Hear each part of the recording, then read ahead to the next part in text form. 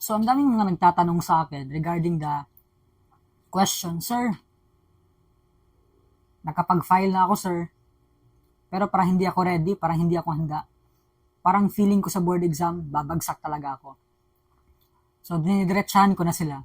Sinasabihan ko sa kanila, so ipagpalagay natin na kahit hindi ka man mag-take, talagang babagsak ka pa rin, or talagang kung mag-take ka man, babagsak pa rin. Pero sinasabihan ko sa kanila, nag-file ka naman din lang, nagbayad ka na dyan, ituloy mo na lang. Mag-take ka na lang. Kasi at least, meron kang mali-learn kung mag-take ka man at saka sa kasamaang palad babagsak talaga. At least, malalaman mo na ngayon yung trend ng tanungan at mamimeasure mo na kung gaano talaga kalawak yung board exam natin.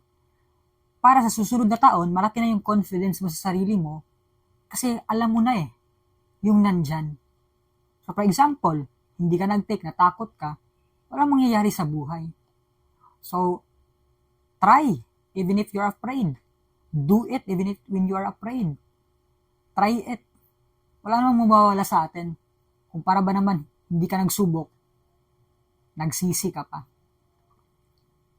Mag-board exam ka. Okay?